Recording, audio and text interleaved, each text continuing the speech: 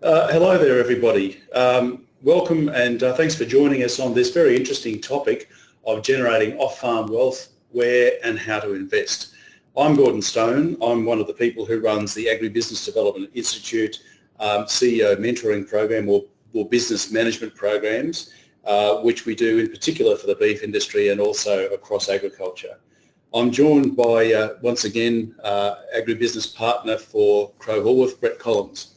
Welcome, Brett. Thanks, Gordon.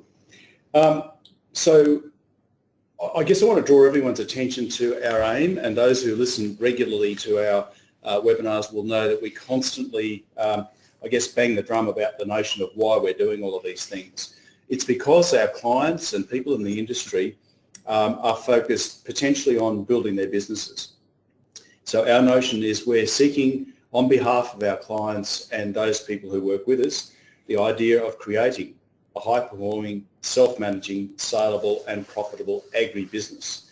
So there's room for lifestyle and all those sorts of things. Our focus very much is on the money, and this is what this particular webinar is about, which is about off-farm wealth, which will support on-farm wealth, focusing on the business owners.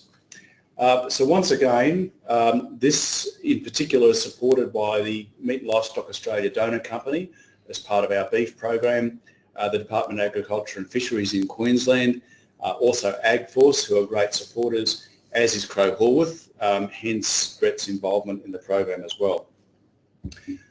So Brett, we're now bringing up your smiling face, and so here's Brett.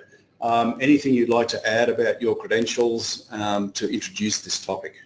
I suppose, as Gordon mentioned, Crowe Horwath and myself, we work closely in the agri-industry. We have a number of associations and a lot of our partners who are heavily involved. So what we're trying to outline in the role with Gordon and his group is things that are current, things that we are finding in the industry with both our clients and external pieces, to just ensure that everybody in the industry is up to date and cognizant of things that are happening in their market or their industry. Thanks, Brett. So let's move on. Before I do so, there's actually a couple of housekeeping things which I neglected. One is I know many people are on phones because their internet connection speeds are slow and other internet difficulties.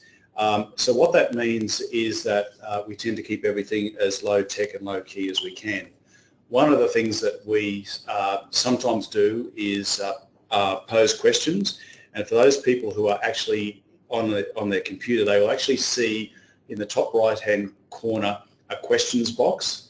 Depending on time today, we will try to take a question or two and get Dave to paraphrase those questions for us. So type your questions in there. If we don't get to the questions, or if there are too many, we will undertake to get back to you with answers to those questions after this webinar. Finally, there will also be a feedback form which we find particularly valuable in helping give us feedback on what we're doing. So a little bit more of the setup then. We run a program called the Business Mentoring Program. It's focused very much on business rather than production. So what we mean by business and what's this all about? It's very pertinent to this particular topic about wealth, off-farm income, generating income. You'll hear us talk today about the importance of the business owners being clear about what they want to achieve out of their business operations, next generations and other people. It all revolves around that first pillar of business best practice to do with vision. The other notion about money is the only time we make money is when we engage with a customer. That's the reason why we focus on the marketplace, understanding customers, being aware of what are the high value products that they're seeking in the marketplace. That requires a particular way of thinking. In one of our CEO mentoring programs that we commenced only 2 weeks ago, it was very interesting that the feedback from participants at the end of day one was suddenly the penny has dropped, that we've actually got to change the way we think, which is what Pillar 3 is all about, because our customers are thinking in a particular way, and that is changing all the time. So we have to have insights into what they're doing. money, which is what we're talking about today, people, which is what makes the world go round and family businesses go round, systems, which takes us back to that whole notion of creating a high-performing business can only be done when we've actually got orderly, organised and structured systems.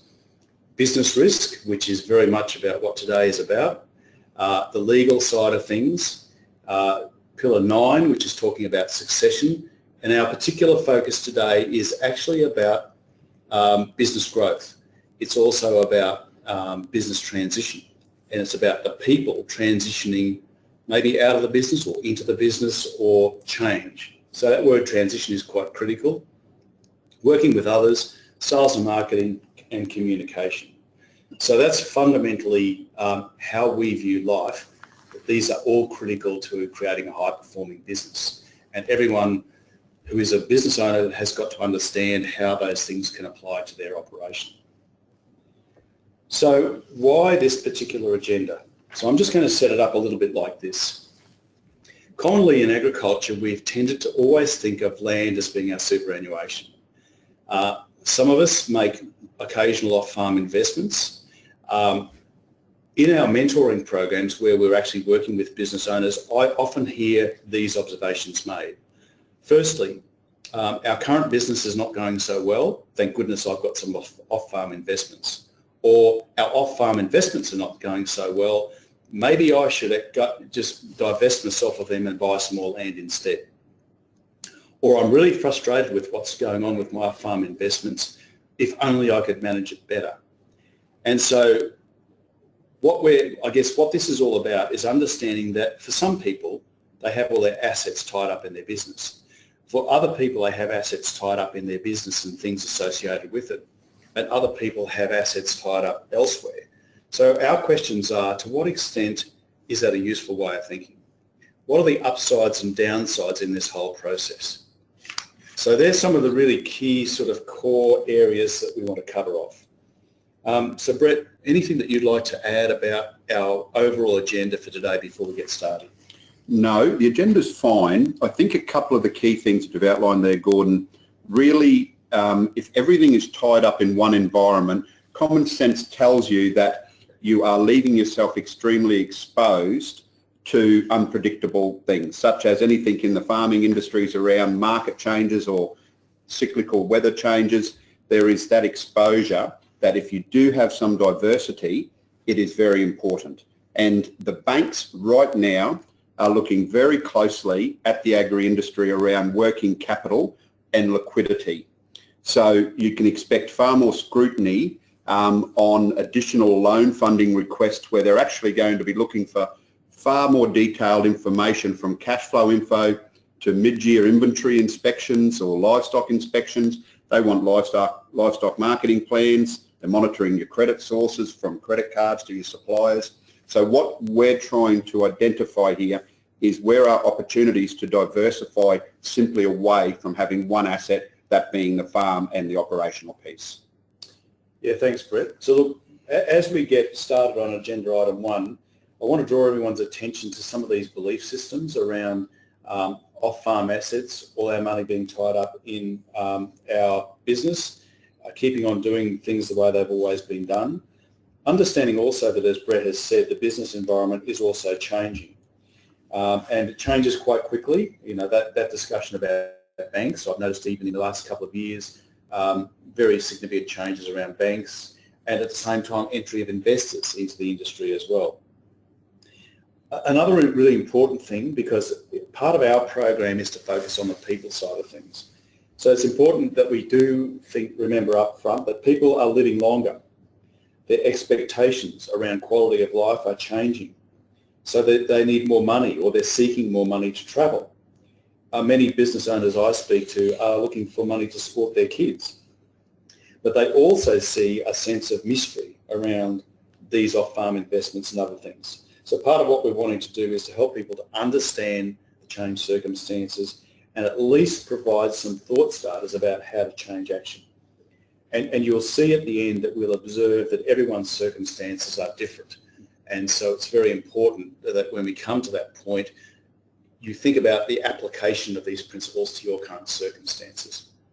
So Brett, let's get started then. I mean, this is a very, very self-explanatory slide. So could you just quickly review these concepts? Yeah, so my farm is my superannuation. I'm sure all attendees on this call would have heard that said or said it themselves. The only way to grow the business is to buy the property next door, which will also help boost profitability. I think the key thing here is that there has probably been over the years, Gordon, whether it's a lack of understanding or a lack of risk appetite by the family to actually venture outside of what they know and get advice and actually try to look at ways of having these off-farm investment diversities, which does help spread risk. If it's appropriate diversity and it's done correctly, it really should reduce the risk for the farmer and also the investor / the bank. So they see that as very positive as well. So this is why it is so important. It actually should be able to use leverage that you have from the farm or the operation or what the family currently does to actually spread the wings a little bit and reduce and spread that risk. Okay, so let's move on to the second slide, which is explaining a little bit further about this notion of exposure. And I guess the reason that I wanted to draw our attention to this is when I start to speak to some younger people who have taken over the property, say in their 20s or 30s, they actually do have a vastly different way of thinking. And they are looking to be expansive.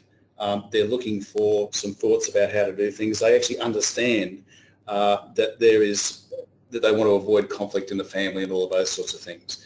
So I guess there's a range of things here about having all your assets tied up in one entity. Well, it does, because what it actually allows you to do, if depending upon the investment that you have, it allows a liquidity piece. It allows a cash flow supplementation in times when we are suffering a drought piece or weather issues that we may have or market condition issues as outlined before. So what this does do is put you in a position, whether that be what type that asset is, we'll talk a bit more about, but the reality being is that it shouldn't restrict you, Gordon, by simply doing an off-farm investment by using the leverage that you have on farm. So Brett, as we draw this first agenda item to a close, I think we've probably covered a number of those items. Is there anything that we've missed, such as income during tough years? You've talked about liquidity. I guess we haven't really yet touched on succession planning or business growth and transition. Well, I think that's a piece. We're going to go to the next slide, and why hasn't this happened properly in the past, or why hasn't there been a focus on that by the family group in the past? Okay, so let's move on to, I suppose, this fundamental question of, I guess, our mindset, our way of doing things, or maybe we talk about in our programs what we call the law of fear.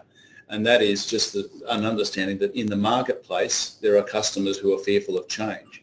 But we also put it to business owners themselves that the fear of change is what keeps us stuck in what we're doing what we've always done.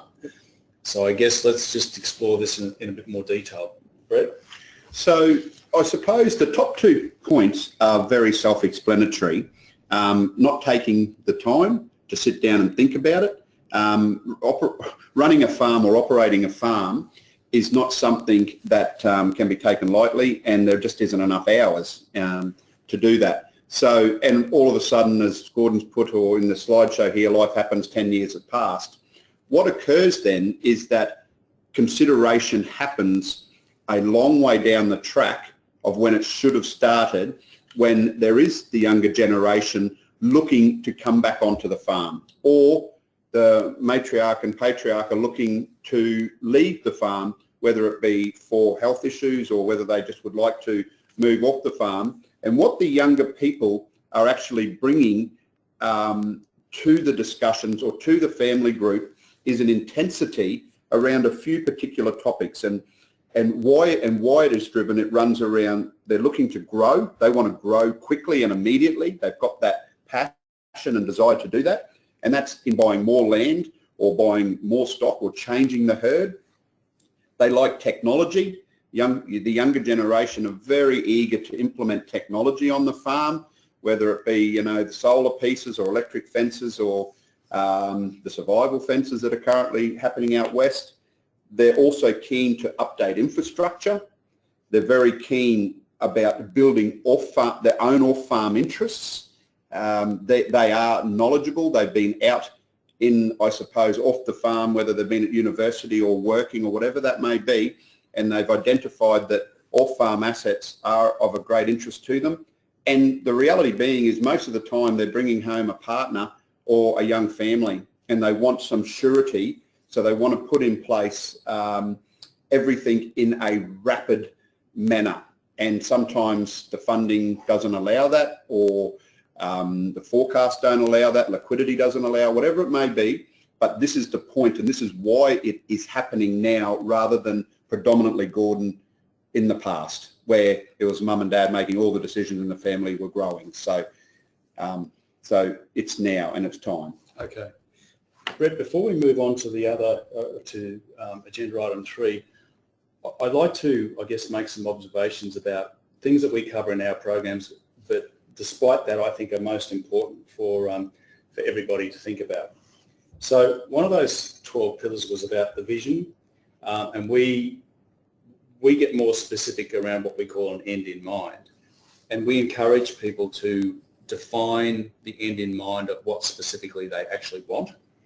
So this is what the business owners want and what they see the business as being the vehicle to help them get what they want will need to do for them. We encourage people to think 5 years, 10 years, 15 years out to give them sufficient time to actually realise that plan. So by articulating this clear, what we call end in mind, it's much easier for people to plan because they are very specific. And then they can break it down into bite-sized chunks, which is on an annual basis, three-yearly basis, 5-yearly, or whatever else it may be. And I know in other webinars you've talked, as we cover in our programs, about the idea of a quarterly meeting to help make sure that is really focused to make sure this plan gets implemented. Well, what it does there, Gordon, is you're right. It actually allows you to sit around the table and predominantly made up of family members, and it's openly discussed on what you are researching, what you're pursuing both on and off farm from an operational point or an investment piece or farm, and the strategies that need to be aligned to do that. And having that meeting, all of a sudden you actually have a person who maybe is more financially minded than others, and they take charge. And they will actually then come back and regularly, having a regularly quarterly type of arrangement or family board meeting, they will be advising you about the updates and the progress of where they have got to from their research and the strategic direction they're looking to take. And they will bring that to the table, which I know actually allows a lot of relief across the non-financially or the ones that more so on the operating piece of the farm, gives them a lot of relief that is actually happening moving forward. They feel there's not the fear there anymore, Gordon. Yeah. And so really that last dot point on this slide is really quite critical, because someone has to drive the bus, and it's really about, identifying the strengths and weaknesses of the different people in the family. And in a few minutes we'll touch on the idea of a trusted advisor. So it's that package of people who can help drive the bus. The people who've got particular skills do what they do best, and then ultimately it's around that mindset of helping that change actually occur. Does that all make sense, Brett? Yeah, it does. That's exactly right. And that's what in your program, Gordon, we are very focused on outlining that consistency and regularity of the family board meeting and ensuring the structure of that is correct. Okay. Look, thanks, Brett. There's just one quick observation to make before we move on, and that is that we are working with a range of people in their 40s and their 50s. And I'm really interested on a regular basis to hear how many of them say, I've got a 15-year plan, or the idea of a 15-year plan is very attractive because now I can break it down into bite-sized chunks. So I guess I'm just, promoting that notion to everybody on the call to say, look, that 5, 10, 15, 20-year plan, whatever else it may be, is, I guess, a very comforting thing, because it gives you that real clarity and it does get everyone on the same page. Well, what has changed there, Gordon, as you're right in saying, people are outlining that it's no longer the we want to die on the farm. Yep. We want options, and what are they? So now that we've got someone driving the bus, now we've identified the things that are giving us difficulty in making these things happen, and we, I guess, are prepared to sign up for the 5, 10, 15, 20-year plan, whatever else it may be. We're starting to encapsulate what I'd probably call the golden rules. And look, Brett, I'm just going to hand these over to you, because let's just go through them one by one. Proactivity. So what do we mean here? Well, I think it really starts with sitting down as a family group and outlining what each person's ultimate goal and plan for both the farm and in their personal life, and what they are. Good. Number 2 we've talked about, which is someone's got to drive the bus, someone must take charge. And I guess I'd observe there, once again, look at everyone's strengths and weaknesses and encourage those people who've got strengths to take a role in the driving the bus. And we seem to never have any problems when we are doing that, because everybody is quite eager to ensure everything is happening and it's happening in a timely manner. So you do find that the family do actually do it quite proactively together. So the third thing that we've touched on briefly is the notion of this trusted advisor. And in agriculture, we tend to look very closely at our trusted advisors. Some cases we look at the cost. Other times we look at who's really got the attributes out there. And I guess we do regularly talk about where do the skills lie. And if people don't have the skills in their own business, then the opportunity is there to get somebody else who maybe is going to be a mediator, or maybe is going to help them assess the situation, or help shepherd people through the change process. So what's your view about that? What it actually does do, it helps with mediating conflict, first and foremost. It allows a person there with some experience within the industry, having some highly technical knowledge around whether it be accounting, tax, legal related matters. They come to the table, they're actually able to help the family group ensure that the right people are doing the right things. It provides a commitment that the next time they come back to the table, they are committed to bringing back a result or an update. That trusted advisor is someone that everybody around that table will listen to. They don't necessarily have to take always the advice from that person, but that person often can come up with options where sometimes the family group can't actually identify what options are there, and it becomes a lot of conflict around the table and the family group disperse. Sure. And Brett, I'm, I guess, fresh from having been in a really good event up in Charters Towers last week, where a number of the beef producers there said, look, it's really refreshing to have outside the square thinking from a range of people who are standing in front of us today, giving us practical suggestions, but also pushing us to think differently. Correct. And there is now often a lot of the farms and the families are looking for a wider spread of opportunities surrounding everything from just not getting your annual accounting and tax work done, Gordon, but you're actually having a lot of other areas visited that are very important and can save a lot of money, is around insurances, around your lending and finance pieces, around wealth management, legal matters, etc. So if there's anyone trying to jot those things down that Brett has just covered off, when we get towards the end, I'm going to articulate those sorts of things as a kind of a checklist for those of you who want to write it all down. So speaking of practicalities, golden rule number 4 is about getting clear on the ultimate goal or game plan. Is there anything else we need to add there, Brett? Yeah, absolutely. So these conversations that we're talking about as a family group, there's no doubt they happen, but we often hear when Gordon and I are talking with clients, they often say, yeah, it happens when we're in the cattle yards, or it happens when we're out mustering, or something like that. And often they say, I don't remember you telling me that. And the other person's clear, they outlined it. And so what we're trying to identify here is these conversations, these regular family group meetings are not only done on a consistent and regular basis, but they're documented. So that it's very clear that the ultimate goal, or this game plan as outlined in point 4, is can be, it's never too soon to start it, is what I'd like to say. Sooner the better. And I guess the objective is always to achieve or aspire to achieve the ultimate goal encapsulated in the game plan. Correct. So golden rule number 5 is about assessing the current situation. I guess looking at the current financial fundamentals. Absolutely.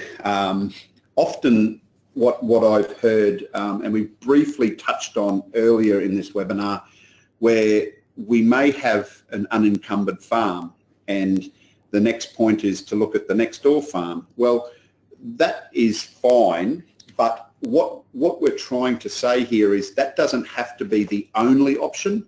It can be the right option, and it may be the right option for the most profitable and wealth building exercise for the family group. But there is other alternatives if that's not available, that property next door, or it's too highly valued like a lot of properties are becoming, where you can actually say, okay, well, let's sit down, let's assess our current situation, and let's do an assessment of what we can and can't do based on what our real net asset family position is. And I guess number 6 is starting as early as possible. So one would hope that that's self-explanatory and that we've really reinforced the notion it's never too early to start. It's never too early to bring the discipline to the whole approach. Never too early to get everybody engaged in the conversation. And for those people who've listened to these webinars before, or those who are first-time entrants, we did a really interesting one with Anthony Coates about his whole succession, business growth, business transition process. And he very clearly articulated that they had a 5-year plan that basically turned into a 10-year plan just through family relationships, droughts, just having to slow down from time to get everybody on the same page. So anything to add to that one, Brett? No, not really, Gordon. I think you've articulated that well. There certainly is something within family groups we find that there is that point 8, which drives a lot of discussion, is risk appetite around the table. You often find a lot of people say, I just wish I had made that decision, but it's too late. And often it's not too late. There's other options that should be tabled, not just the one piece they looked at and had in their mind. But getting that risk appetite balanced at a family table, doesn't matter whether it's on farm or off farm, it's not easy at times, as we all know. Okay, so if we take point 7 and then move on and say, well, it's about looking at the potential opportunities to invest in places, unknown places. So I guess we're saying in summary about these golden rules is understand the current situation, realistically assess the situation. Maybe it's important to get an education on all of these possible investment opportunities, which is really what today is about. And fundamentally, it's quite often that we don't know what we don't know. And so that's why we bring potentially the trusted advisors and other people into the situation. So if we start to think now about this question that everyone wants to know about, which is where's the silver bullet? Where do I get this outstanding return on investment? How do I make it easy for myself? How do I find out the specifics of all of these sorts of things? So I guess what we wanted to do today is just roll through a few of them, but fundamentally, Brett, it's got to be about that first point, which is each person's circumstances are different. Each person's end in mind or end game is potentially different, or each family group. So it's about thinking specifically about it in that context, would you say? Absolutely. I'll start, before we roll down into 2 points here, Gordon, I'll make a simple point up front. The days of, if we're having a good year and the advisor / accountant gives you a call in middle of June and says, we've got to fill the fuel tanks, we've got to buy some tractor tyres, we've got to do X, Y, Z to use up so we can get a deduction, especially with some of these technical pieces such as up to the $20,000 is fully tax deductible, and other water infrastructure pieces and fencing and all those things. It doesn't have to be limited to that. And that may not be what I really want to say, just simply to try to avoid tax. You can be far more strategic in your decision making. So what I want to outline up front is those days of simply doing those core basic tax planning items prior to 30 June, they're not just the only option, okay? And I want to outline that clearly before we roll into where to invest, because Gordon and I aren't sitting here as investment advisors. We're sitting here just simply pinpointing and outlining areas that could be considered and that we see within our client bases. The other point I just wanted to step on, Gordon, before we roll into them, is I just outlined a little bit before there about this trusted advisor. No longer is it just simply a tax discussion. As I say, anything when you need to have access to an advisor or a trusted advisor that has a group of experts around them. That can be everything from insurance, as I said, wealth, superannuation, lending and finance, so on. Not just the local family friend or, you know, somebody doing a less advisory role for the group. It now needs to have somebody who does have a group of experts around them to ensure that those options that are tabled, whether on farm or off farm, can be strategically considered. And as we said earlier, circumstances change rapidly in the marketplace, so once again, skilled people. And those people are regularly involved in your life because of your regular, consistent family group meeting with that trusted advisor sitting around the table with you. Okay, so Brett, let's just, I guess in a couple of minutes we will just go through all those things that you talked about, the sort of things to be reviewed. And I'd observe too, if anyone wants to put some questions into that question box, we're running a bit short of time as we often do, but remember we'll answer those questions later. So Brett, superannuation, real estate, shares, what would you like to observe there? Well, it's quite interesting, again, when talking to participants within the industry, the agri-industry, that they ask us this question, Gordon, now, are we farmers or are we in the business of real estate? So it is a valid question across the top two, especially here, superannuation and real estate. Previously, the superannuation was the land in people's minds. The real estate was the superannuation. So now they're separating that and saying, well, we are probably both. We are farmers and we are real estate people. So we need to be making, again, considerations around that. And superannuation, you know, with recent legislation and things, the superannuation, if there is managed funds that you currently have, there is opportunities to consider as an option whether they could be utilised within the land acquisition or other areas within the family group to enable, depending upon people's ages or the feasibility analysis of a piece of land coming into the family group that you wanted. There can be good returns because of the tax benefits of being within a superannuation environment. So I just want to outline it's an opportunity, it's an option. It's not for everybody, but again, just understand that it's a consideration point, Gordon, and the real estate really is something now, as everybody would know, it's becoming more expensive in the urban piece as well as in the rural piece. So arable land is also, it's as much as the urban is increasing, so is the arable land. So we need to be regularly discussing that along the way. So real estate is the property, as in the enterprise. It's external sources of residential real estate, commercial real estate, all of those sorts of things. And I guess my observation there is sometimes specialty advice is quite critical. Well, it's as we're outlining here, it's not an investment decision. What it is, if you are doing and you are managing your family group and those regular get-togethers and meetings with that independent trusted advisor, it is certainly an option that you can be saying, let's diversify and not just be simply having all of our eggs in one basket with the farm. Let's see if we could use and leverage some of that equity in the farm into urban pieces or units or whatever it may be, or commercial property, whatever it may be, Gordon. Thanks, Brett. And just a reminder, please add your questions into that question box, or you can even send us a quick email, and we'll do what we can to answer your questions either now or after this particular program. So I guess in my mind, superannuation, real estate and shares and that sort of thing are are things that probably come top of mind.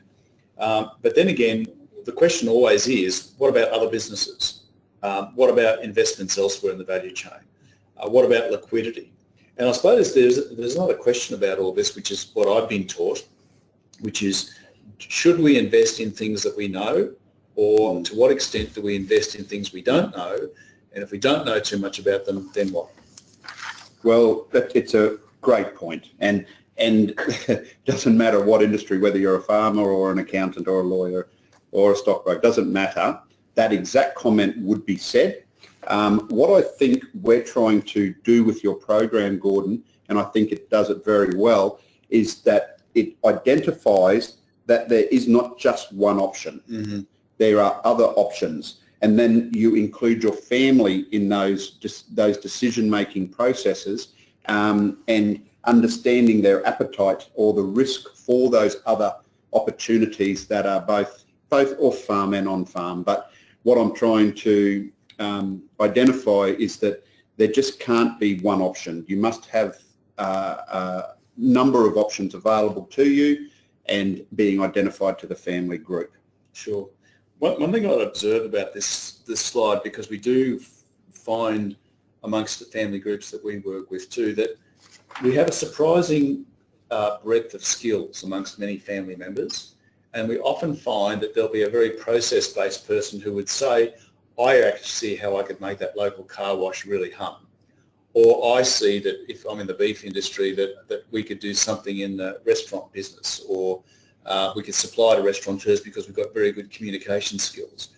Or we can engage with our meat processor, or we can engage with our organic flour miller or someone like that, because they've got interests, skills and attributes. And maybe that's an opportunity for those people to potentially shine. Absolutely. Okay, so look, I'm very aware that time is marching on. We've been at this for almost 40 minutes now. So we wanted to, I guess, have a bit of an open discussion amongst Brett and myself. And in a minute, I'm going to ask Dave whether there are any questions that we need to sort of cover off. But I guess this is a prompt, agenda item 5, to discuss about remaining things that I guess that we haven't really covered off to a large degree, and things like discussing these things at the board meeting. So, for example, I've written down here, Brett, that if people are going to have in their family settings or their business settings an open discussion about this very topic, what I've written down here is insurances, lending and finance, wealth management, reviewing interest rates and all of those sorts of factors on a regular basis, looking at their wider portfolio, understanding climatic conditions and variability going forward, which could well be a much more variable and volatile climate setting, thinking about land management and the operations, thinking about the off-farm interests that individuals might have at a business level, getting involved elsewhere in the value chain, maybe even personal interests, and thinking in particular about business structures, estate planning, even infrastructure on the property, infrastructure elsewhere, and very much focusing on family circumstances. Is there anything that I've missed there, or anything you'd like to elaborate on? There's always a big piece in any decision-making processes around tax implications. Sure. Of those decisions, whether it be state taxes or whether it be federal taxes. They always will be a big part of any decision, and you must get appropriate advice around that. So Dave, I'm going to ask whether there's any questions that have come in, because we've probably got a couple of minutes if there was maybe a theme that's been coming through. If not, we can continue on. So any questions?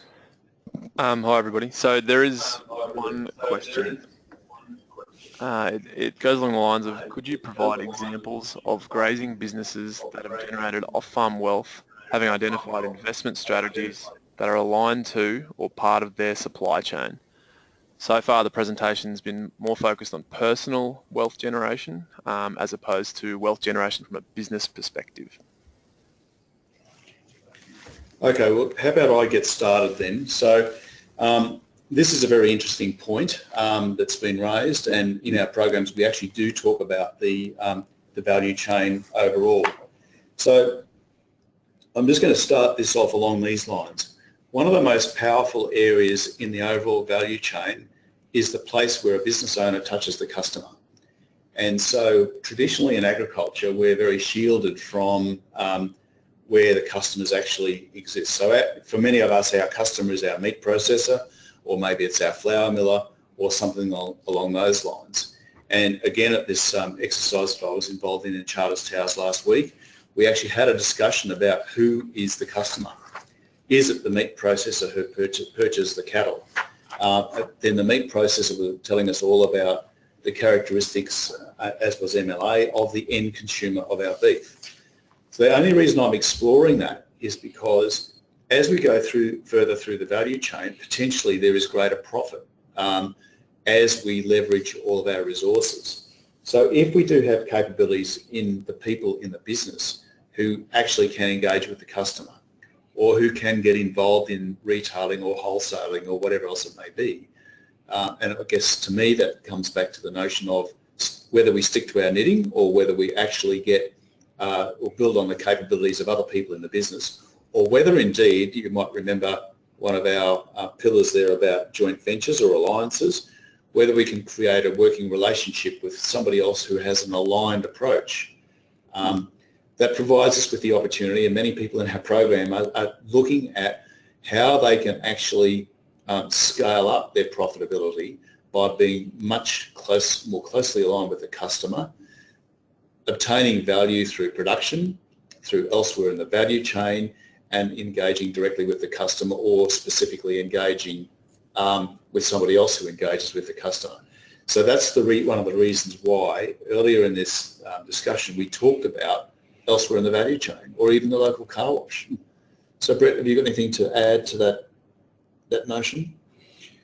Well, I think you've covered it quite well, Gordon, without having to get into direct specifics. I think it's just simply coming back as a family group, understanding exactly what your value chain is, and where there are opportunities for you to be more involved in those. Sure. So Dave, are there any other questions to cover off? I'm very aware that we're up to 3/4 of an hour. Yeah, from my point of view, maybe we'll answer the other questions afterwards. Okay, great. Well, sounds like there's a few questions there. So thanks very much for that particular question, because I think it's a very important and interesting point that people would want to consider as part of their monthly advisory board meeting, or as Brett would be promoting the notion of their quarterly family review or business review, as they look back and look forward to the next year, 2 years, season, 5 years, 10 years, 20 years, whatever else it may be. So, Brett, I think we're gradually drawing this to a close now. In terms of those points up there on the screen, we've pretty much covered off retirement, distribution of wealth, succession, or what I call business growth and transition, estate planning. Are there any last messages around that? Yeah, I'll make one very clear comment here. When we talk retirement, distribution of wealth and succession, you can't start that quick enough. Considerations around that and how you're going to get there, and have a clear path and what you need for each of those. Estate planning is part of that, but often our biggest difficulty comes in client groups is where the estate planning is simply the reading of the will. And at that point, when the will's read and it hasn't been considered like groups who are regularly catching up and talking about these things we've identified here, Gordon, that it can create great havoc and conflict within family groups, because if you read the letter of the law in the will and what it says, it can sometimes not be achievable, and i.e. the farm has to be sold or whatever it may be. So I just think this bottom bit here, this logical and orderly process, the sooner we start it, the better. Yeah. And I guess one of the things before we draw this to a close that we were talking about beforehand is, at all costs, this whole process is about safeguarding the assets of the family, and in some cases we're transitioning into next generations. It's absolutely critical to safeguard the land and the infrastructure. Yep. So this is a slide that we've put in here specifically because we are aware we've talked about wider concepts. We are aware that everyone's circumstances are different.